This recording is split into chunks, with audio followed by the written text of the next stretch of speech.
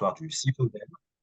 Le CIFODEM, donc, qui est votre, laboratoire de recherche et qui est partenaire de la mission laïque française, puisque la convention de partenariat qui nous lie va nous permettre d'apporter notamment assistance aux, professeurs dans, l'apprentissage, et la maîtrise, hein, de la lecture de leurs élèves et je pense notamment au travail qui est engagé avec le lycée Gebre Mariam en Éthiopie.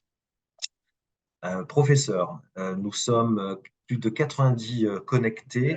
Je me propose de vous laisser, la parole pendant, 40-45 minutes environ. Ensuite, nous ferons, appel aux questions de nature à avoir un échange avec des professeurs qui sont connectés en masse. Si cela vous convient, la parole est à vous.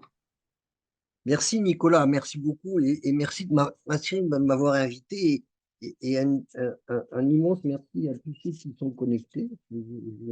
Je suis ravi, heureux que vous soyez aussi nombreux. Ça signifie que l'école maternelle vous importe euh, et je vais essayer d'être digne de vos attentes.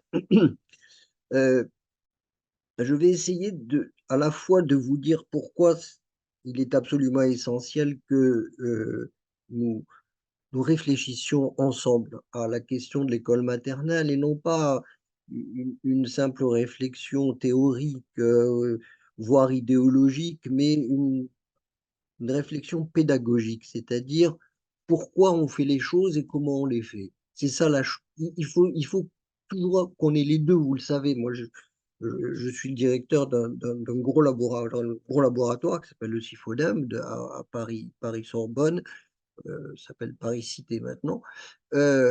Et dans mon laboratoire, on ne rentre que si on a 10 ans d'expérience dans les classes. C'est-à-dire que j'ai un principe drastique qui terrifie tout le monde, c'est que je n'ouvre la porte comme membre à part entière du laboratoire qu'à ceux qui ont, j'allais dire, fait leur classe, c'est-à-dire fait la classe, hein, qui savent ce que c'est que faire la classe, outre le fait, bien sûr, qu'ils soient d'excellents linguistes, d'excellents psychologues, etc. C'est la moindre des choses, mais c'est très, très important parce que moi, je ne suis pas, je ne suis pas maître d'école et par conséquent, je peux me tromper et donc ils sont ma garantie. Ils sont ma garantie. C'est eux qui me disent: «Oh là là là, ça marchera jamais ton truc». Quelquefois, je leur dis: «Vous avez certainement raison», quelquefois, je leur dis: «On va quand même essayer». J'ai la plupart du temps tort. C'est eux qui ont la plupart du temps raison. J'ai une confiance totale dans, les maîtres d'école. J'ai une confiance totale dans les maîtres d'école parce que nous partageons cette idée fondamentale de refuser que le destin de certains enfants soit scellé à 6 ans. Voilà, ce qui nous rassemble là, aujourd'hui, invité par Nicolas, c'est le fait que nous ne nous ne voulons pas, nous refusons absolument que pour certains enfants, la programmation de l'échec soit mise en œuvre à 6 ans, c'est-à-dire au moment où ils vont rentrer dans l'apprentissage de la lecture et de l'écriture. Hors de question. L'école, ça ne peut pas être ça. L'école, ça ne peut pas être une machine de reproduction sociale ou parce qu'on est né du mauvais côté ou parce qu'on n'a pas été suivi comme il fallait, etc. On est voué à l'échec quasiment certain. Non, l'école, le maître d'école, c'est celui qui a décidé de forcer le destin des enfants fragiles. Or, le destin de ces enfants se noue très tôt, très tôt. Et il se noue autour notamment de la maîtrise du langage oral. C'est là-dessus que je vais insister aujourd'hui. En 3/4 d'heure, je ne vais pas pouvoir tout vous dire, mais sachez que j'ai préparé un texte à votre intention, que vous aurez avec ce texte mon adresse mail et celle de mes principaux collaborateurs, et que ainsi vous pourrez à la fois lire et à la fois nous interroger et voir comment nous pouvons travailler ensemble. L'école maternelle constitue la seule réponse à un problème auquel un nombre très important d'élèves se trouvent confrontés aujourd'hui, encore plus dans votre réseau qu'en métropole, mais en métropole aussi, sachez-le. Le langage dont disposent ces élèves à la veille d'entrer au cours préparatoire est parfois quasiment incompatible avec une entrée sans rupture dans le monde de l'écrit. La priorité de la maternelle est donc de donner à tous les enfants qui lui sont confiés une habileté langagière, une rigueur de pensée qui leur permettront d'exercer leur droit de parole avec bonheur et efficacité. Mais au-delà, il faut qu'ils puissent entrer au CP avec de réels espoirs d'apprendre à lire et à comprendre ce qu'ils lisent, d'apprendre, de savoir écrire et de savoir ce qu'ils écrivent à quelqu'un. Si l'école maternelle doit évidemment être une école où le plaisir et l'épanouissement est nécessaire, il ne manquerait plus que ça, hein, je vais vous dire, il ne manquerait plus que l'école maternelle ne soit pas une école où on épanouit les élèves et où on est bienveillant avec eux. Voilà. Bon, mais mes chers amis, ça ne suffit pas. Ça ne suffit pas. La bienveillance, la compassion, euh, tout ça est bien beau, mais j'allais dire, la compassion, la bienveillance ne profitent qu'aux riches. C'est-à-dire, profitent plutôt aux bons élèves qu'aux élèves fragiles. Les élèves fragiles, ils ont besoin d'ambition et d'exigence. J'en choque peut-être quelques-uns en disant ça, mais c'est le fond de mon expérience. C'est du fond de mon expérience que je vous dis cela. Je connais vraiment bien l'école maternelle. Et je peux vous dire que si on ne va pas chercher les élèves les plus fragiles pour les monter aussi haut qu'on peut les monter, eh bien, on aura toujours ces 25 ou 30% d'élèves qui, classe après classe, seront voués à l'échec. En bref, ce que je veux vous dire, c'est que l'école maternelle ne doit pas être une école entièrement à part, mais une école à part entière. J'aime bien cette formule. C'est pas une école entièrement à part, l'école maternelle. C'est une école à part entière. C'est une école à part entière, mais qui est consciente que c'est sur elle que repose un certain nombre de perspectives de réussite pour les élèves. Euh, Ça n'est pas simplement une école où on va faire des activités. Il faut évidemment des activités, c'est ce qui donne un sens à la pédagogie.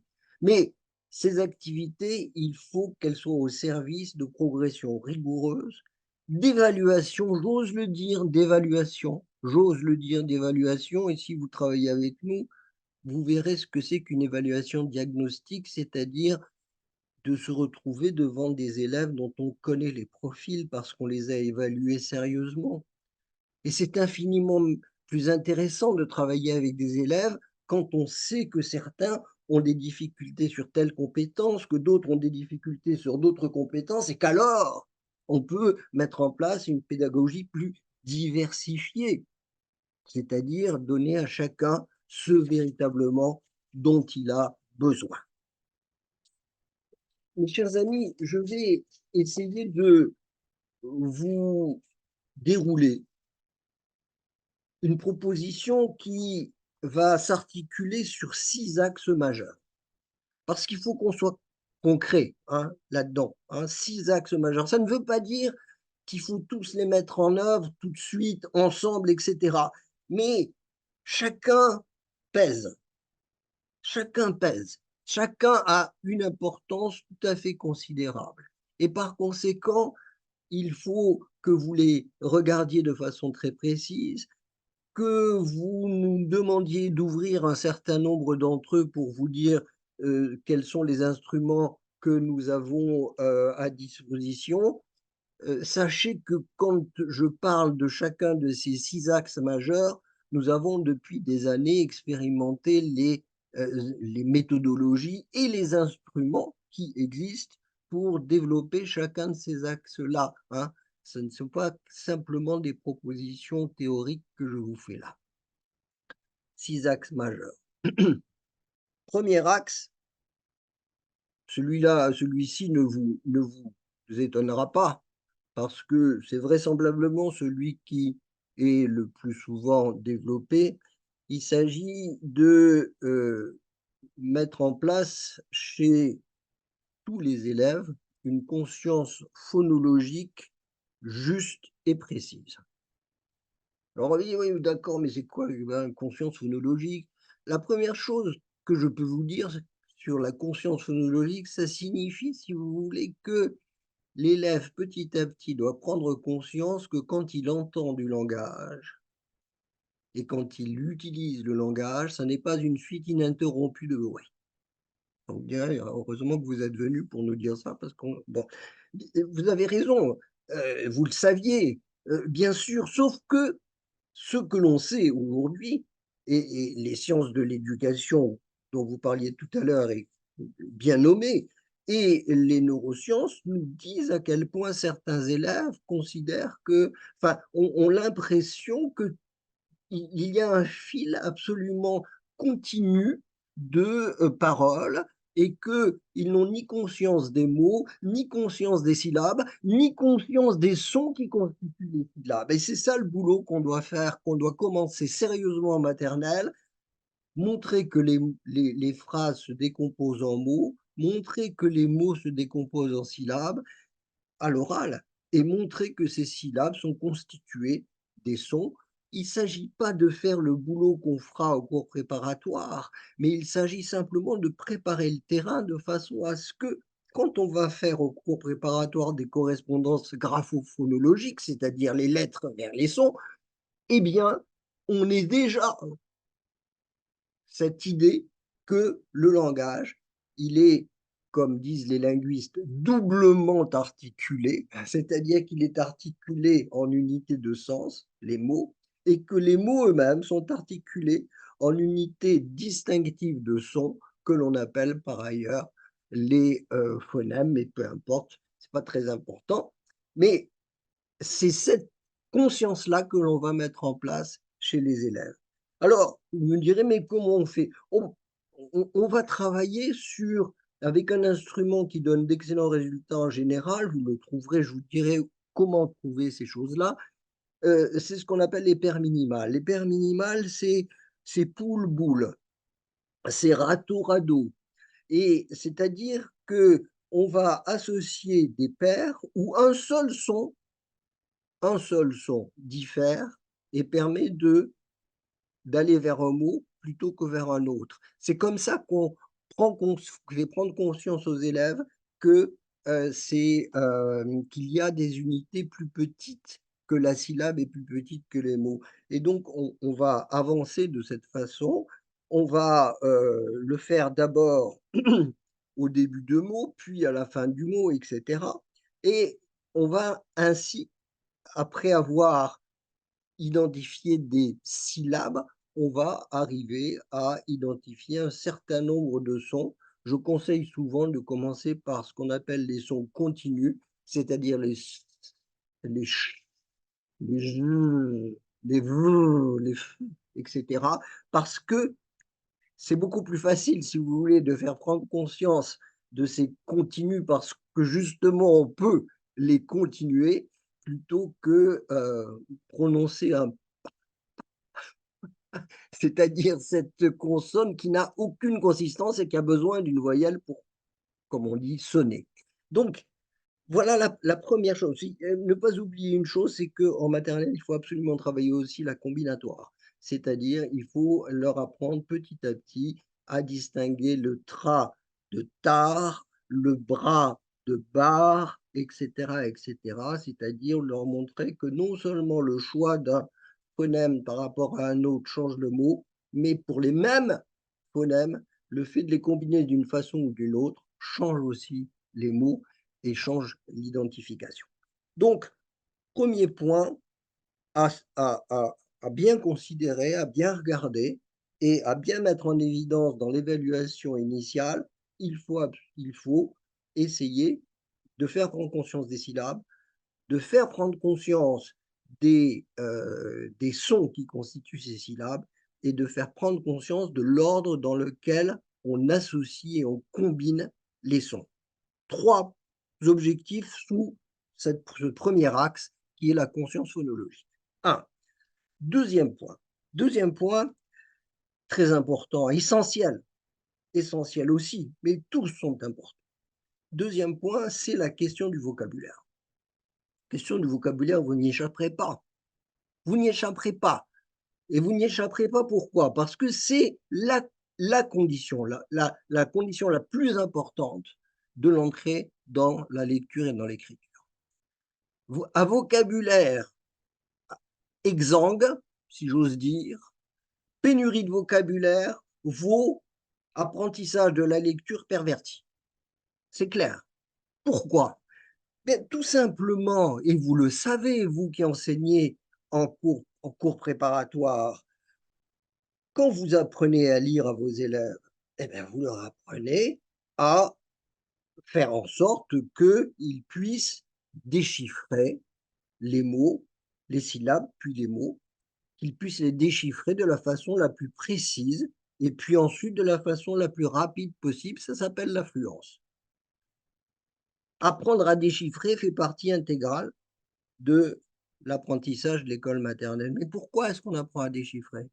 On apprend à déchiffrer, non pas pour faire du bruit, mais pour interroger un dictionnaire mental que l'on a dans sa tête, qui nous permet de comprendre ce qu'on nous dit et de parler, et de demander à ce dictionnaire mental, est-ce qu'il y a un abonné au numéro que j'ai demandé?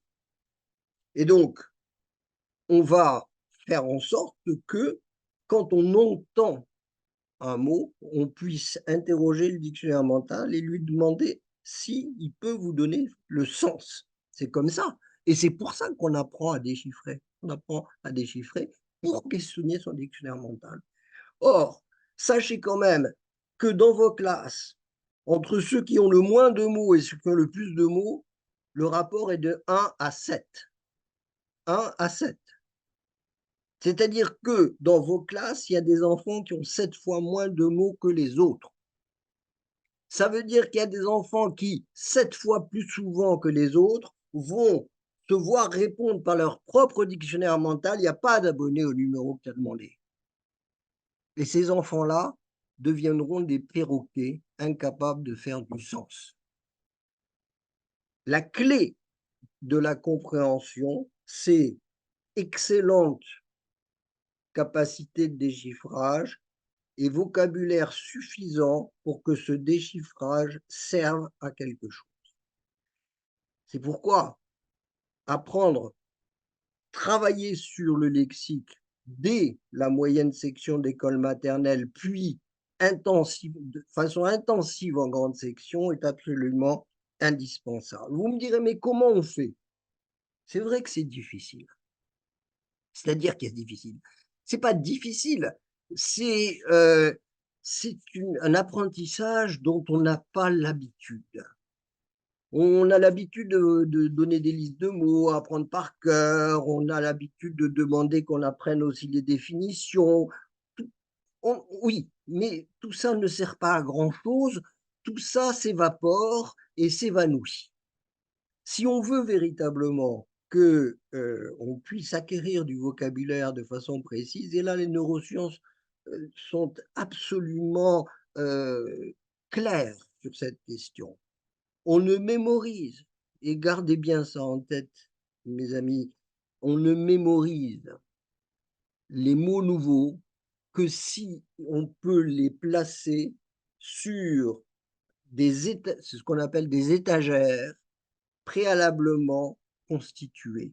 C'est-à-dire, si vous voulez que la mémorisation soit pérenne et qu'on puisse ensuite aller chercher les mots qu'on a mémorisés, il faut que on acquiert le vocabulaire, non pas en amoncelant les mots les uns au-dessus des autres, mais en les organisant dans sa tête. Je vais prendre quelques exemples pour vous montrer comment on fait. Premier atelier extrêmement intéressant, c'est celui de la définition des mots. Définition des mots, ça veut dire, si vous voulez, qu'on apprend aux enfants à prendre un peu de recul par rapport aux mots et à abandonner leur rapport intime avec le mot, du style la forêt, c'est papy, parce que le dimanche, je vais dans la forêt avec mon grand-père, pour quelque chose de plus commun, qui est la forêt, c'est un endroit où il y a des arbres. Premier atelier, c'est celui-là. Vous, je ne m'appesantis pas parce que vous aurez tout ça de façon très précise dans les instruments que l'on vous communiquera. Deuxième point, c'est la question de l'enrichissement de la production syntaxique. Production syntaxique, c'est celui qui permet de partir d'un mot comme forêt, de dire qu'est-ce qu'il y a dans une forêt. Et là, vous allez avoir tous les objets, arbres, roches, cailloux, ruisseaux, etc. La deuxième question, c'est qu'est-ce qui vit dans une forêt? Là, vous allez avoir tous les animés, les chasseurs, les enfants, les écureuils, évidemment, tous les animaux. Et puis la troisième question, c'est qu'est-ce qu'on fait dans une forêt? Et là, vous avez l'ensemble des actions. Vous voyez comment on enrichit dans l'ordre. C'est-à-dire que on enrichit par ensemble. Chacune des questions que je pose là, c'est 10-15 réponses. Mais ces 10-15 réponses vont trouver leur place dans la tête de l'enfant avec cette organisation, les inanimés, les animés, les actions. Et puis on peut dire aussi, c'est comment une forêt? Ben, une forêt, c'est vert, c'est effrayant, c'est haut, c'est touffu, c'est tout ce que vous voulez. Et là, vous allez avoir toutes les qualités. Vous voyez, vous êtes en train de préparer, hein, préparer l'esprit de l'enfant à cette organisation. Extrêmement intéressant aussi d'utiliser un enrichissement à moteur sémantique, c'est-à-dire ce qui veut dire pareil et ce qui veut dire le contraire. Et puis, on peut aller vers quelque chose avec modération. On est quand même en maternelle. J'ai vu en maternelle, il n'y a pas très longtemps, une maîtresse donner à ses enfants les mots parachute, paravent, parapluie, et leur dire qu'est-ce que vous entendez de pareil. Et les enfants ont dit para. Ah tiens, et puis derrière, ah ben il y a pluie et chute, et qu'est-ce que ça veut dire? Et ça a été une discussion absolument magnifique. On est en... elle commençait à dévoiler ce qu'on appelle la morphologie, hein, c'est-à-dire la façon dont les mots se construisent eux-mêmes. Donc, deuxième engagement extrêmement fort, le lexique. Le lexique, enrichissement lexical, catégorisation. Troisième engagement pédagogique de l'école maternelle, c'est montrer aux élèves comment s'organisent les phrases, comment les mots s'organisent dans la phrase. Très, très important. Ça, on pourrait appeler la conscience syntaxique, comme on a appelé tout à l'heure. On a parlé de conscience phonologique. Là, je parlerai volontiers de conscience syntaxique. Rassurez-vous, on ne fait pas de grammaire en grande section d'école maternelle, ni non plus d'ailleurs au CP. On attendra le CE1 pour commencer à appeler les catégories par les noms grammaticaux. Pour l'instant, on comprend comment les choses se mettent en place. Par exemple, si vous voulez, je trouve formidable quelque chose qui marche vraiment bien et que j'ai vu ces dernières années dans les classes de moyenne et grande section d'école maternelle, c'est ce qu'ils appellent les phrases rigolotes. Phrase rigolote, c'est les petits poissons nagent dans la cour de l'école, qui suscite évidemment la question où tu as dit que les petits poissons y nageaient dans la cour de l'école, mais c'est pas possible. Jusqu'à ce qu'un enfant se lève le doigt et dise oui, mais si on disait les petits poissons nagent dans la cour de l'école inondée, ça marche. Qu'est-ce que ça veut dire ces phrases rigolotes? C'est-à-dire qu'en mettant un agent bizarre, un objet bizarre, un complément circonstanciel bizarre, on suscite la conscience des groupes fonctionnels de la phrase, sans jamais les nommer, bien entendu. Très, très intéressant, très important, ludique, sympathique, mais terriblement productif au plan cognitif. Autre exemple, c'est ce qu'on appelle la permutation, hein, une image avec papa qui court derrière une souris, une autre image avec la souris qui court derrière papa. On écrit dessous, hein, et on dit: «Écoutez bien, qu'est-ce que vous voyez sur la première image?» À la première image, je vois papa qui court derrière la souris et dans la deuxième, eh ben, c'est la souris qui court derrière papa. Qu'est-ce qu'on a mis d'abord sous la première image? Papa. Qu'est-ce qu'on a mis d'abord dans la seconde image? Souris. Et ça suffit. On va pas plus loin. Évidemment qu'on ne va pas plus loin, mais vous n'imaginez pas la fertilité, si j'ose dire, de cette prise de conscience syntaxique. Dernière perspective, toujours dans la même idée, qui est absolument formidable, c'est l'atelier d'extension. C'est-à-dire, vous dessinez un loup au trait noir, sur une page blanche, vous l'affichez au tableau, vous dites: «Qu'est-ce que c'est que cela?» Les enfants vous disent: «Un loup».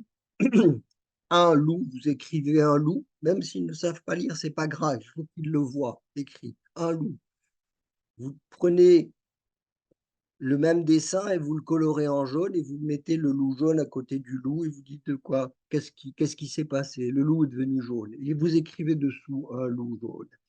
Et vous mettez ensuite un loup qui court, jaune qui court, et vous écrivez dessous le loup jaune court. Et ensuite, vous le mettez dans la forêt et vous finissez avec le loup jaune court dans la forêt.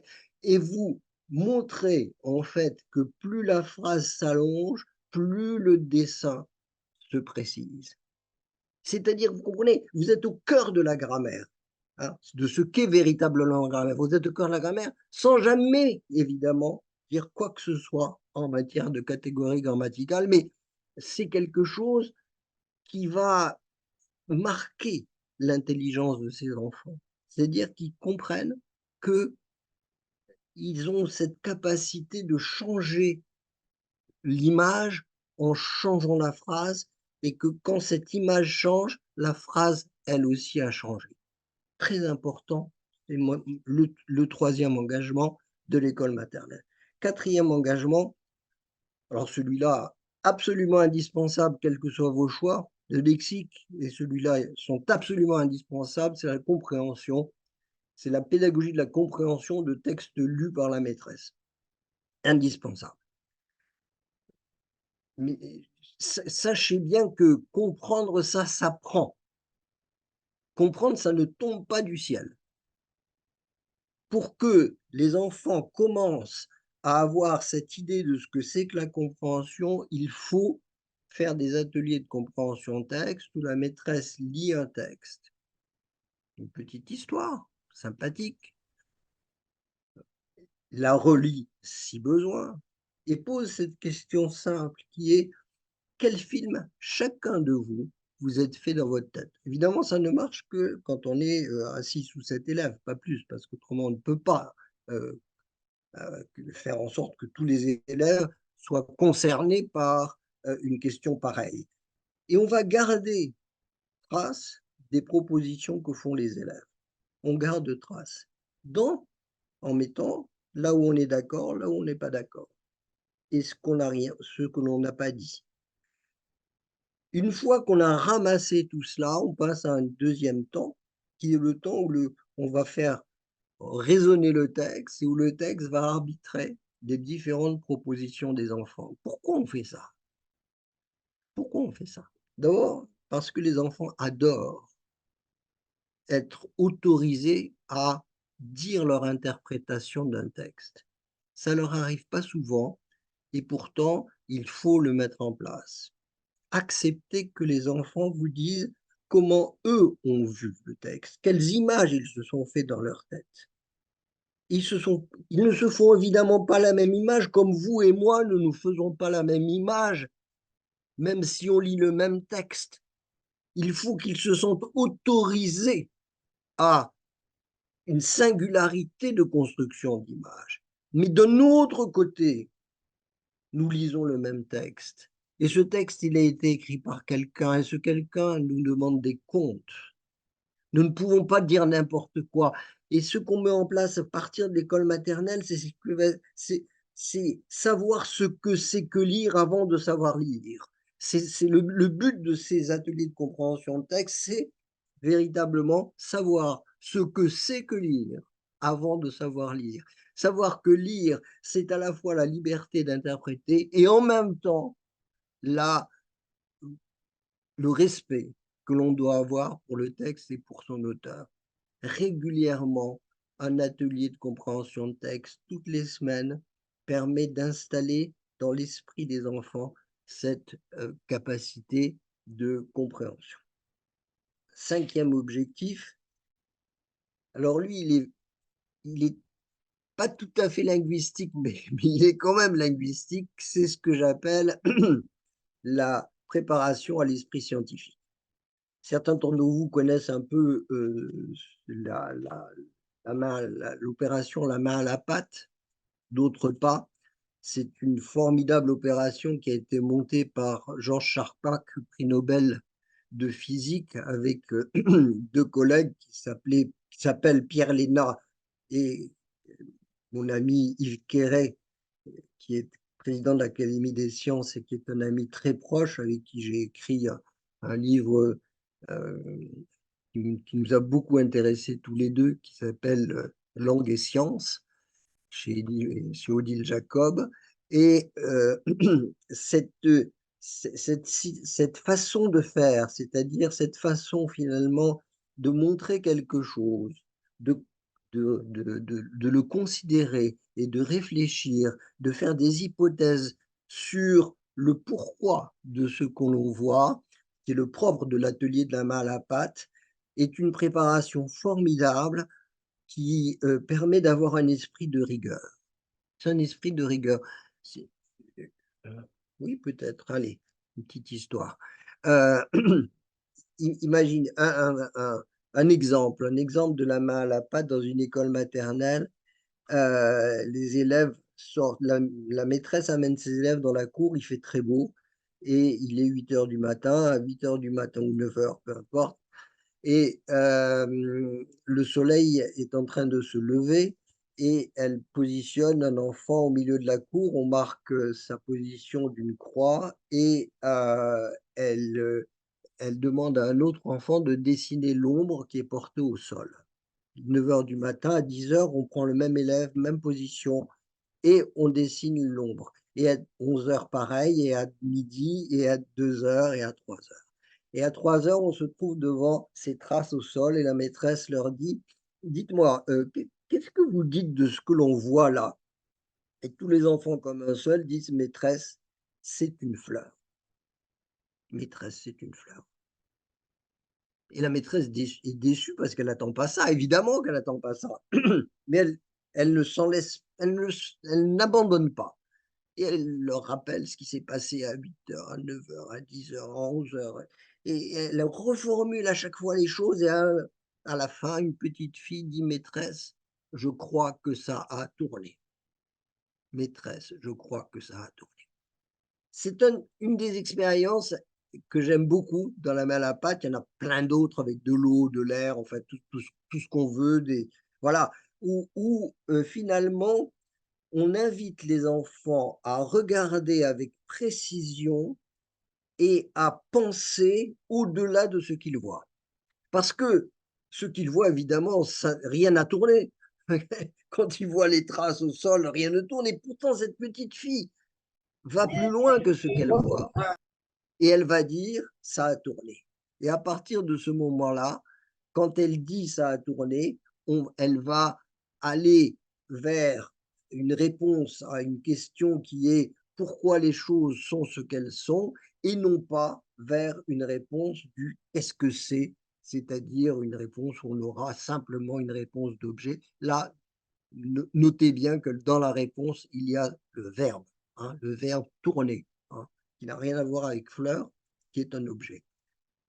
Cinquième objectif, et très, très important aussi, sixième objectif, pardon, sixième objectif qui est très important, et c'est le dernier, c'est la question de la maîtrise de la communication orale.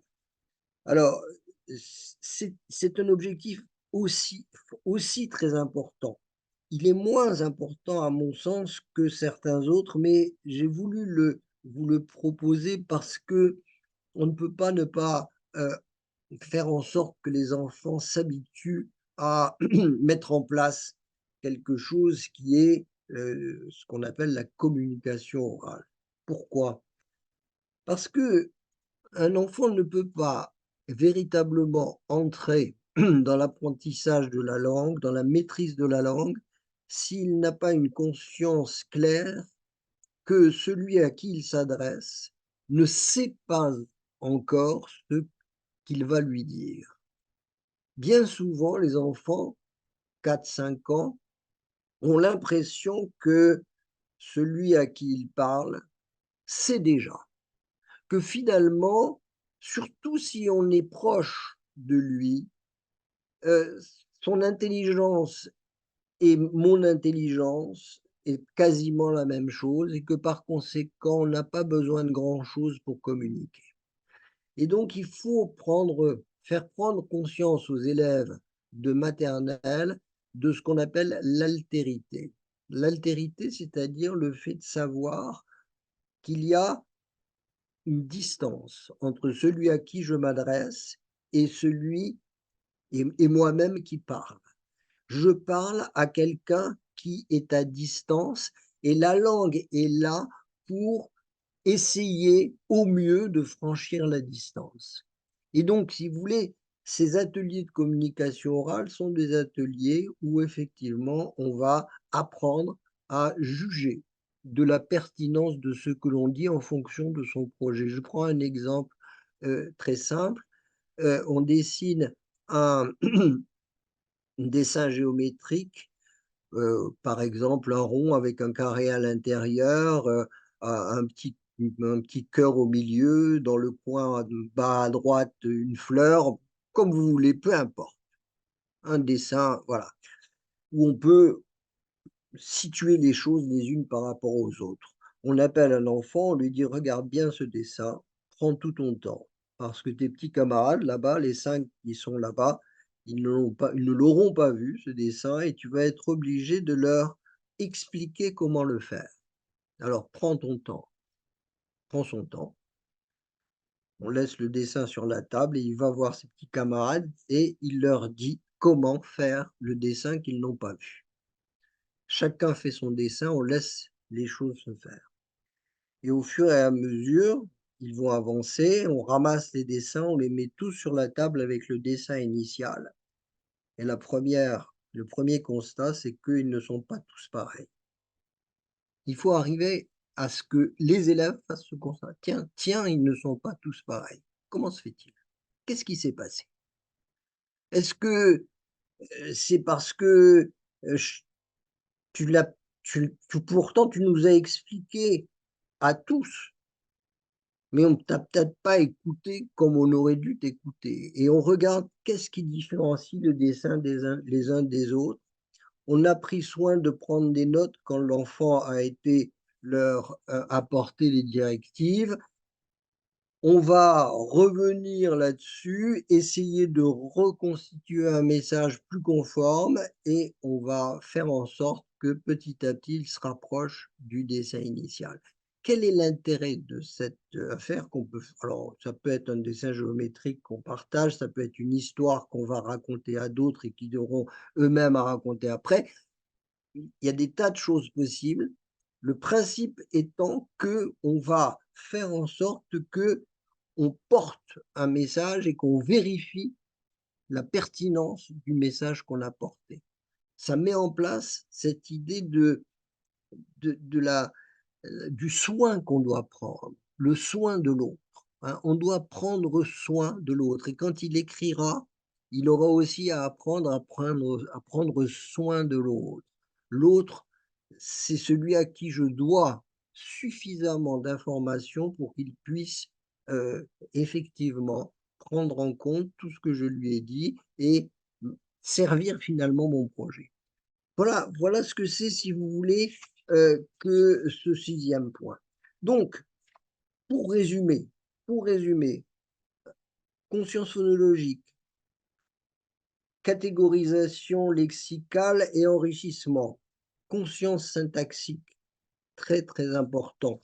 Cette conscience syntaxique qui est extrêmement importante. La compréhension d'un texte lu par la maîtresse, l'esprit scientifique avec la main à la pâte et la communication orale. Je les ai mis dans un ordre qui est presque un ordre prioritaire, sachant que les 3 premiers constituent des axes extrêmement, vraiment essentiels, c'est-à-dire la question, les 4 premiers, la question de la conscience phonologique, la question du vocabulaire, la question de la conscience syntaxique et plus encore, je crois, la compréhension explicite d'un texte. Il faut que vous puissiez vous emparer de quelques-uns de ces grands objectifs et petit à petit faire en sorte que l'école maternelle intègre ces différents objectifs de telle sorte que, au moment où ils vont rentrer au cours préparatoire, ils aient tout ce qu'il leur faut pour pouvoir apprendre à lire et à écrire, bien sûr, apprendre à lire et à écrire, mais aussi être capable d'avancer dans la capacité de se faire comprendre des autres et de comprendre les autres. Mes chers amis, j'ai insisté là-dessus. C'est une question pédagogique, je vous l'ai dit dès le début, pas une question idéologique, mais c'est une question pédagogique, mais c'est aussi une question politique.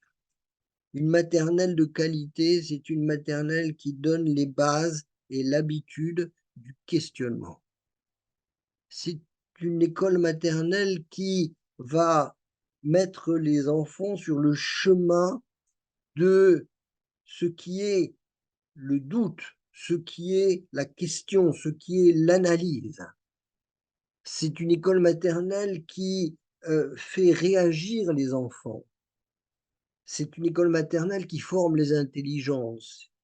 C'est une école maternelle qui ne permet pas ensuite que ces enfants soient simplement soumis à l'interprétation des autres.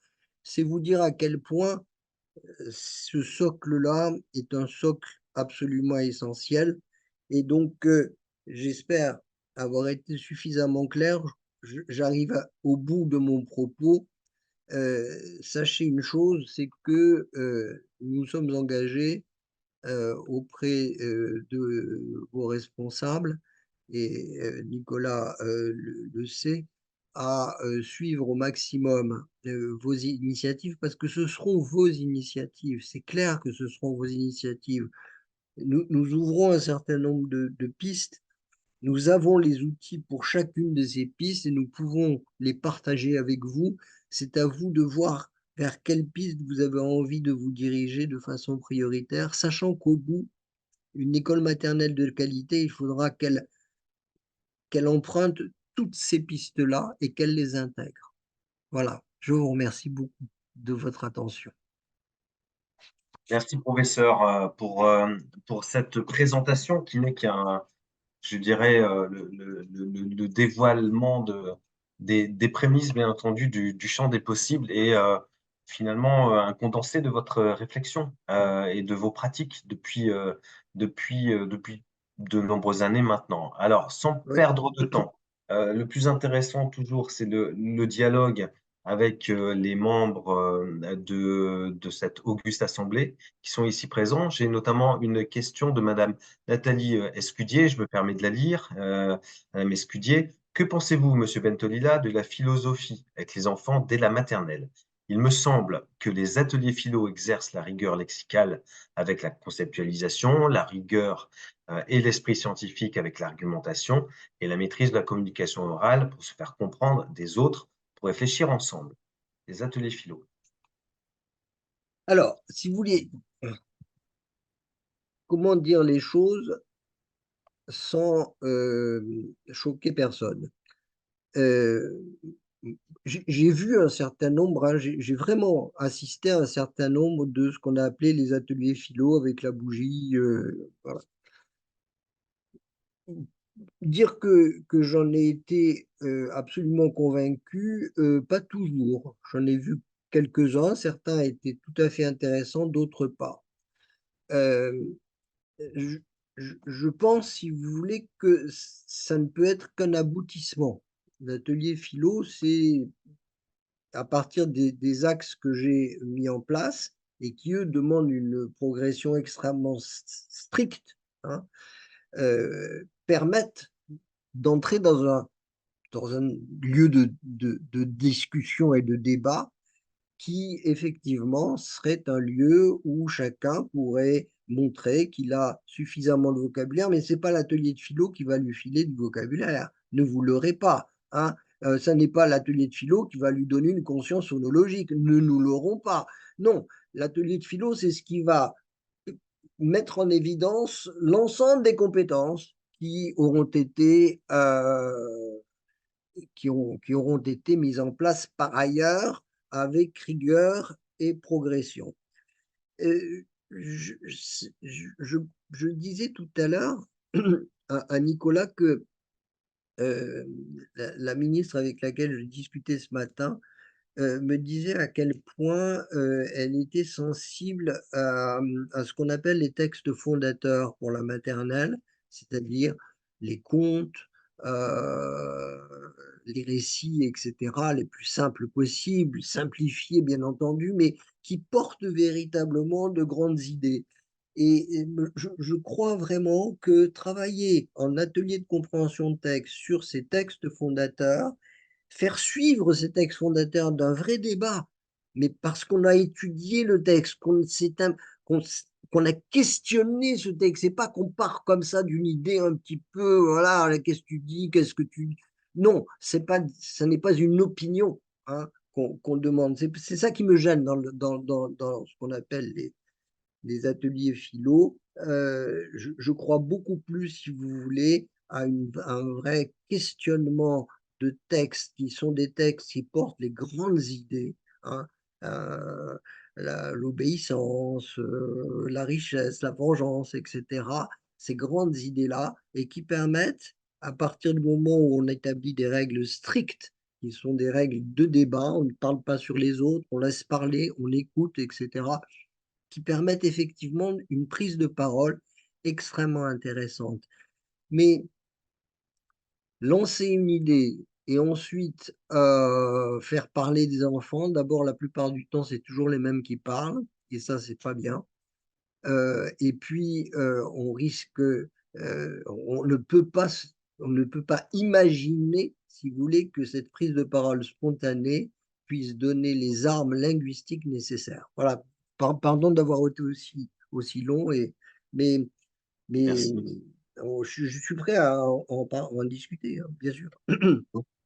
C'est une question qui a déjà été abordée lors de nos échanges durant ce colloque et un précédent intervenant disait avec beaucoup de prudence, évidemment, on peut faire des ateliers, bien entendu. Est-ce que vraiment on peut appeler ça de la philo en maternelle? Ouais, Non. soyons très prudents. C'est un atelier, une initiation de la culture générale à but participatif. Euh, Très bien. En tout cas, c'est jamais trop tôt pour commencer quoi que ce soit, évidemment, tout comme on peut emmener ses enfants ou ses élèves au musée, hein, même s'ils ne comprennent pas tout, c'est la démarche qui compte. J'ai une question très intéressante, professeur, c'est proposez-vous un ouvrage ou autre, un outil référençant l'ensemble des outils que vous avez évoqués pour justement intervenir dans les 6 domaines du langage. Ben, mon équipe a, j'allais dire commis, j'aime pas trop ce mot, a construit un outil qui s'appelle Cap sur le langage et qui couvre à peu près l'ensemble de tout cela. Et puis, nous avons, donc ça, si vous voulez, c'est un instrument en papier, hein. Et Hmm. puis, nous avons un site qui s'appelle Maternelle, dont je vous donnerai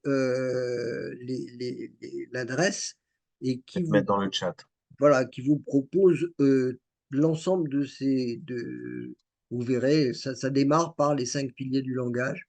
Et donc, vous verrez que vous trouverez là-dedans toute une série de choses, et de propositions extrêmement importantes qui pourront vous aider, à mettre en place, les choses. Ce que vous ne trouverez pas là, parce qu'on n'a pas encore intégré, mais ça va pas tarder, c'est,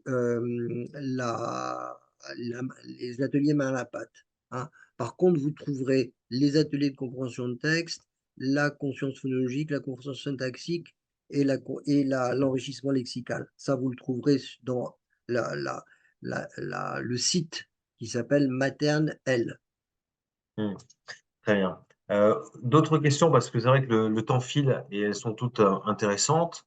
Un professeur des écoles Mmh. qui va reprendre son bâton de pèlerin en maternelle après 20 ans de cycle 3. Sa question est la suivante, c'est bien, bon courage. Comment bien établir une progression adéquate en rapport à ces 6 piliers? Alors, moi, ce que je vous proposerais, vous trouverez aussi sur le site maternel, nous commençons toujours par ce qu'on appelle une ana enfin ce qu'on appelle une évaluation diagnostique. Le mot évaluation, laissez-le, voilà, c'est pas une vraie évaluation, c'est une évaluation diagnostique, c'est-à-dire une possibilité de dessiner, la, les les compétences, les profils de compétences des élèves et donc de les organiser en groupes qui permettent de savoir ceux qui ont plutôt des difficultés en termes de compréhension, ceux qui ont un lexique, insuffisant, ceux qui n'ont pas véritablement conscience, de ce que sont ce qu'est la composition phonique des mots, et cetera. Et donc, je pense que, on si on veut travailler de façon, organisée, c'est outre le fait qu'il faut une progression, et ça vous la trouverez bien entendu, hein. Vous trouverez une progression en termes lexical, vous trouverez une progression en termes syntaxiques, et cetera. Mais ce qui est intéressant, c'est d'essayer de partir du profil, que l'on obtient. Alors on a un instrument qui marche très bien, hein, c'est-à-dire que vous faites passer un certain nombre de tests aux élèves, et à partir de ces tests, vous avez le tableau de votre classe, élève par élève, qui vous permet de voir, en fonction des compétences, les élèves qui ont des difficultés plutôt là ou là, et cetera. Et donc d'organiser en fait votre pédagogie en fonction de ces activités. Ça s'appelle la pédagogie différenciée. Heu, Ça n'a rien à voir avec, ce qu'on appelle les groupes de niveau, hein, pas du tout, hein. D'accord, très bien, merci professeur. Une question également d'un autre professeur des écoles. Quel est le support qui, selon vous, aide le mieux les enfants à acquérir le vocabulaire? Que pensez-vous du recours à des pictogrammes, à la langue des signes? Langue des signes, non, certainement pas, hein. Pardon, alors là-dessus, ça me hérisse le poil, Réponse catégorique. pardon, hein, pardon, mais non, je veux dire, cette façon d'emprunter à des élèves, en grande difficulté, des élèves sourds, cette, cette langue des signes pour,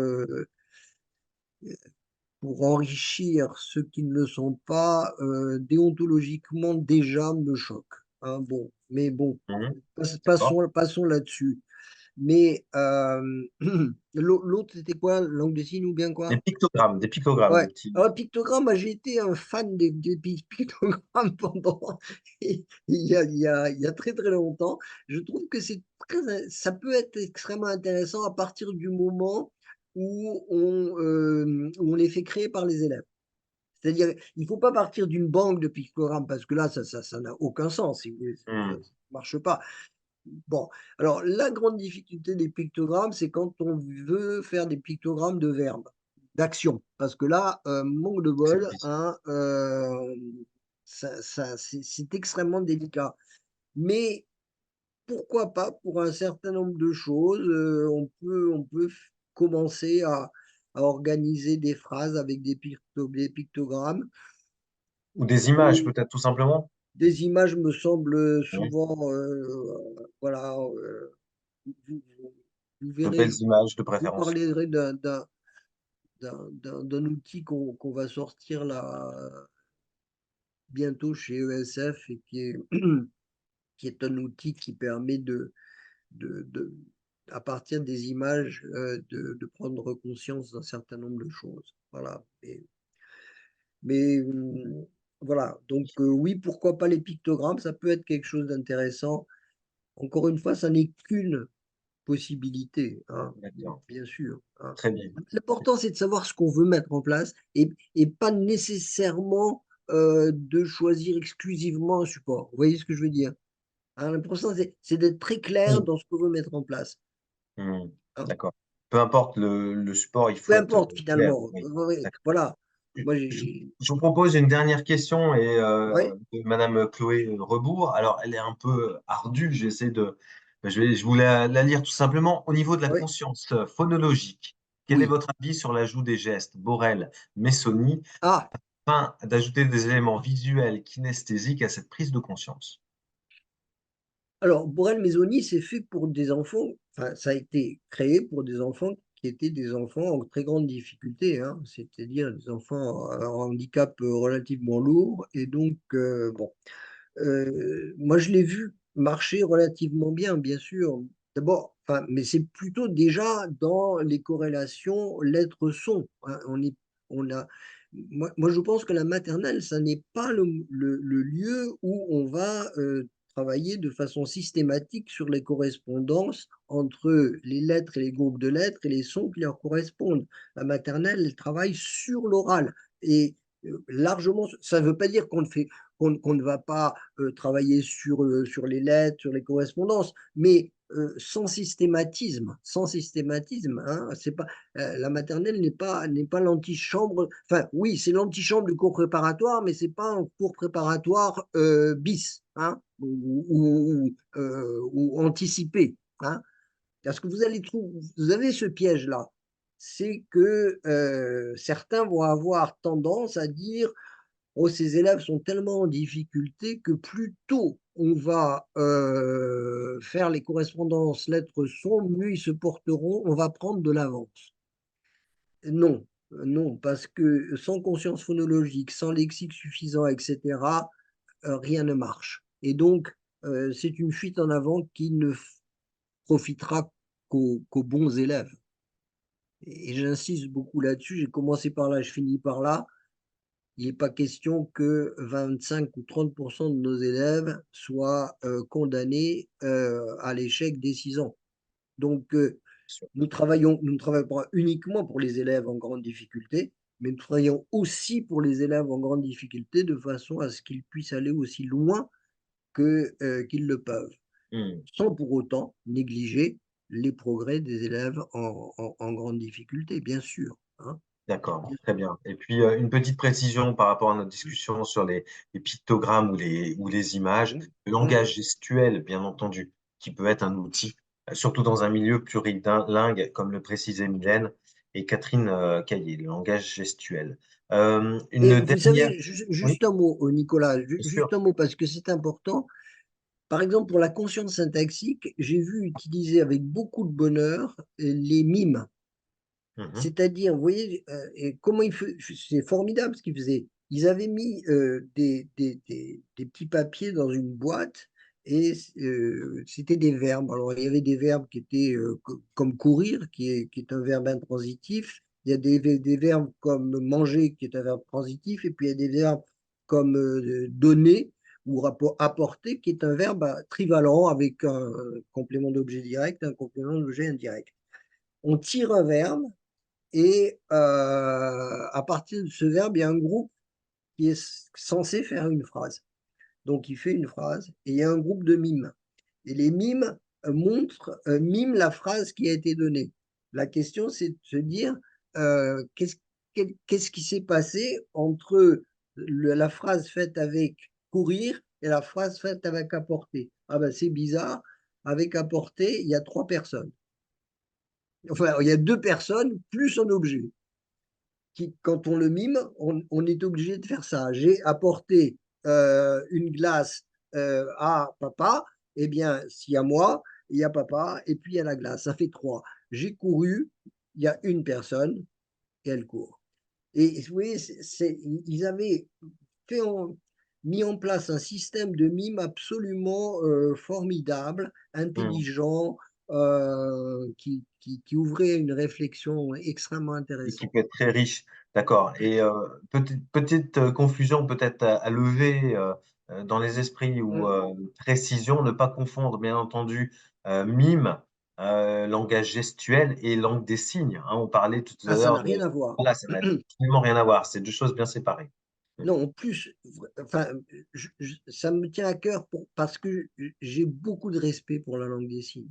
Moi, j'ai dirigé 2 thèses. Enfin, j'ai dirigé 2 thèses sur la langue des signes par deux personnes dont une était malentendante. Et Mmh. c'était des thèses de très grande qualité. Donc, j'ai le plus grand respect pour la langue des signes et je milite pour que on puisse effectivement lui donner toute sa place dans la rééducation des personnes malentendantes. Mmh. Mais utiliser cette langue qui sert à ces personnes. Vous savez, les sourds, ils seraient contents de pouvoir se passer de la langue des signes. Très Mmh. honnêtement, Bien sûr. ils seraient plutôt contents de s'en passer, hein, parce que c'est pas évident. Et mais même si les bobos du 4e arrondissement disent que c'est merveilleux, etc., non, c'est pas merveilleux. C'est la seule chose qu'on On peut leur entend bien. offrir. Oui, Vous oui. voyez? Donc, pas un outil pour apprendre, en Voilà. effet, Voilà. pour les apprentissages en maternelle.